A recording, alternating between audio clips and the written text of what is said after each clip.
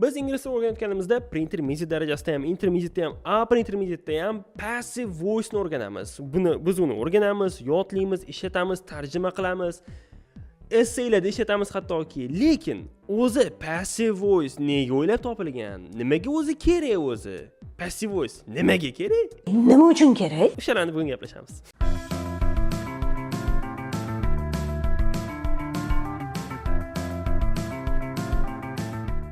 Yo, what's up? This is Amis here again. Ha, bugun biz passive voice haqida gaplashamiz. Tan o'ylamaydi, passive voice mi? Bilaman, bo'ldi. Tiqqitdan bosh kanalga o'g'irmaylik. Qanaqa Iskandar Makedonskiydan ko'rgandi. No, Makedonskiy norm, okay? Faqat o'zini paytida. Men nima demoqchiman?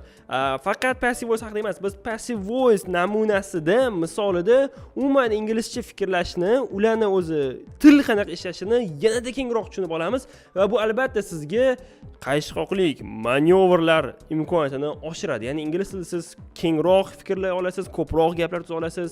O'sha insholarda ham, task 1, writing task 1 da ham ancha o'sha o'zingizga o'zingizga ishonchingiz bo'lib ishlata olasiz demoqchiman. Lekin biz passivni biz bilmagan o'sha sirlarni ochishdan avval keling. Passive voice maktablarimizda, o'quv markazlarida bizga qanaqa o'qitilardi, qanaqa yodlattiriladi? Shu haqida biroz bitta eslab o'tamiz. Albatta, passive voice o'zbekchalab mashhur nisbat deyiladi va u bizning maktablarimizda ham o'rgatilgan. Mana ona tili 6-sinfni ochamiz. Birinchi topshiriqqa e'tibor bering. Sharifa xat yozdi, xat Sharifa tomonidan yozildi.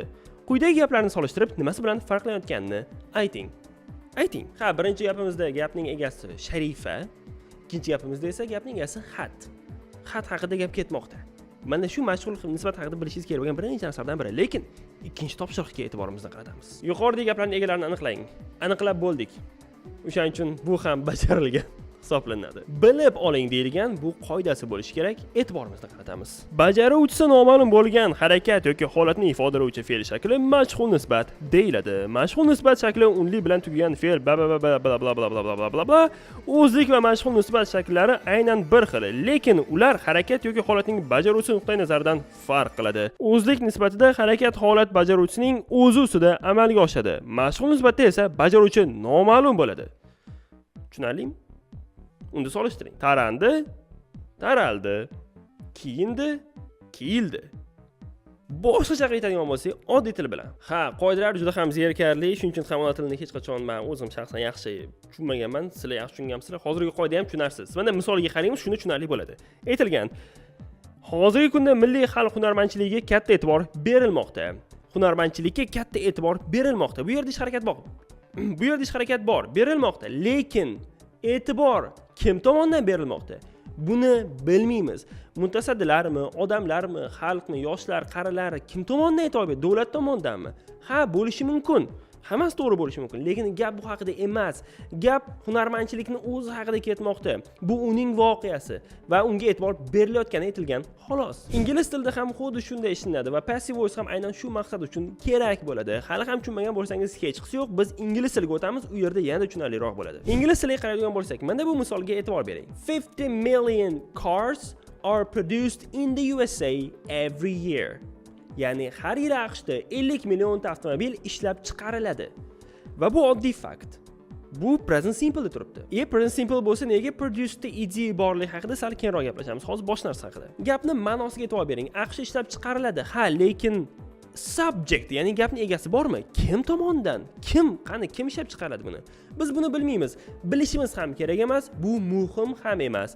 Shunchaki ishlab chiqarilishi muhim xolos. Endi AQShda 10 ta, 15 ta, 20 ta, 50 ta kompaniya bo'lishi mumkin-ku. Avtomobil ishlab chiqaradigan, to'g'rimi? Ularning hammasini aytib o'tirmaymiz-ku. Yoki O'zbekiston haqida. 2 million cars are produced in Uzbekistan every year. Har yili O'zbekistonda 2 million avtomobil ishlab chiqariladi. Bu yerda ham kim ishlab chiqarilishi muhim emas yoki bilmaymiz. O'zbekistonda bilamiz, ha, bitta kompaniya ishlab chiqaradi, bu tushunarli endi. Ishlab chiqaruvchilar bizning monopolistlarimiz bo'lgan mana UzAvto Motors mashinalari. Va ana endi xonimlar va janoblar, passive voice o'zbek tilida ham, ingliz tilida ham aslida umuman nimaga kerak? Odamzodga bu nimaga kerak?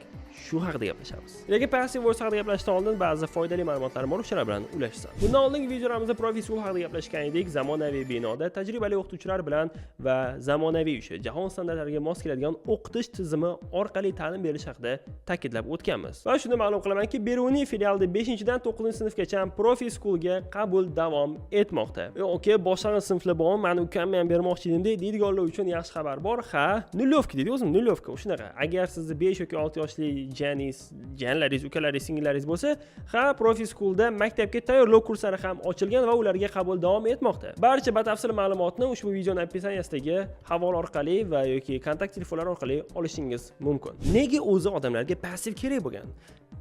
Menimcha oldingi zamonda qabila bo'lib yashagan paytida odamlar aytishgan. Bizni o'tgan qishda 100 ta kiyikni ovladik. Lekin uni 20 tasi nari anaqaniki edi. Boshqa qabilaniki edi. Ular 20 ta ovladi, biz 80 ta ovladik. Juda yaxshi. Lekin 3-qabila bor, ular bo'lsa 200 ta kiyik o'ldirishdi. O'tgan qish. Hammasi bu biz 300 ta kiyik o'ldirganmiz. Lekin ular ko'proq o'ldirgan. Lekin biz ko'p kiyik o'ldirib yormiz. Ular kamayib ketyapti. Nima qilsa bo'lar ekan? Ha, kiyiklar shunaqa qilib qirilib ketgan. Lekin gap bu haqida emas. Gap shundaki, o'tgan qishda 300 ta kiyik ovlangan.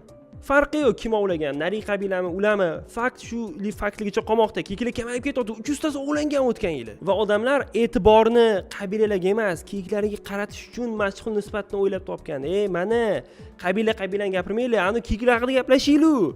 O'tgan yili 300 tasi ovlangan ekan. Qaranglar deb bajarilgan tomonga, objekt tomonga e'tibor qaratish uchun, u haqida gaplashish uchun ham passiv kerak bo'lgan bizga. Demak, bundan kelib chiqadiki, har bitta gapda subject gapning egasi va object ushbu ish harakat kimga yoki nimaga nisbatan bajarilayotganligi bor. Va ba'zi holatlarda hikoya subject haqida emas, object haqida bo'lishi mumkin. U haqida gapirilayotgan bo'lishi mumkin, u haqida ma'lumot berilayotgan bo'lishi mumkin. Mana shunda biz passiv ishlatamiz, chunki avvalambor gap ana o'sha narsa yoki odam haqida ketmoqda, ega haqida emas. Shu sababdan ham ko'proq statistika berganda, kimgadir nimadir bo'lib qopti, mana bu xonaga nimadir bo'libdi, bu kiyimga nimadir bo'lgan, nimadir sodir bo'lgan, shu narsa, shu odamga nimadir sodir bo'ldi degan holatlarda biz passiv ishlatamiz. Yoki mana bu misolga qarang. Mona Lisa was stolen 17 times. Ya'ni Mona Lisa 17 marotaba o'g'irlangan va ushbu hikoyaning, ushbu faktning qahramoni Mona Lisa. Lekin o'g'irlagan odamlar boshqa. O'shaning uchun ham biz odamlar 17 marta o'g'irlagan Mona Lisani deb odamlarni qaraylar, voy tabiat shunaqa ekan emas, Mona Lisa haqida gap ketmoqda. Shuning uchun ham passiv ishlatilgan. Lekin shu yerda aytaman, bu shunchaki fake fakt edi. Mona Lisa 17 marta o'g'irlanmagan. Bir marta o'g'irlangan xolos. Shunchaki misol uchun aytdim-da. Xuddi shunga o'xshab Alisher Navoiy teatrining 3 ta zali 47-yil qurilgan, 4 ta zali 56-yil qurilgan degandagi misolga o'xshab. Biz aytmaymiz kerak, 47-yil ustalik kelib, mana buni qurilgan, 56-yil bo'lsa, boshqa ustalik kelib buni qurgan. Gap ustalik haqida emas, gap Alisher Navoiy teatri haqida ketyapti. Albatta bu ham fake fakt edi. Hammasi bir vaqtda qurilgan.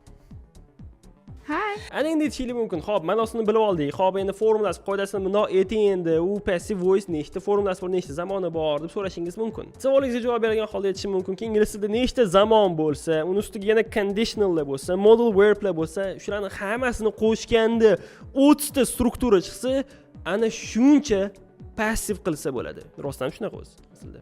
Endi bularning hammasini bu videoda aytib o'tirmaymiz, chunki bu grammatika. Siz asosiysi ma'nosini bilib oldingiz. Lekin grammatikani ham albatta o'rganishingiz kerak, chuqur o'rganishingiz kerak. Buni esa bizning onlayn maktabimiz Englify'da amalga oshirsangiz bo'ladi. Aslida bizning onlayn maktab faqat grammatikaga moslanmagan, asosan bizda speakingda bo'lib o'tadi va qiyqiriq video darslarimiz bor. U yerda xuddiki virtual AQSh sinfida o'tirgandek bo'lasiz. Xullas, ko'p gapirib o'tirmayman. Videoni pastda opisiyaniyada havola qoldirganman. Saytga o'tib ketasiz. U yerda yana probniy, ya'ni demo lessonlarni kursingiz ham bo'ladi. Xullas, takoyda. Shuning bilan bugungi videomiz o'z nihoyasiga yetdi. Sizlarga foydali bo'ldi degan umiddaman. See you next time. Goodbye. Take care. Bo'ldi.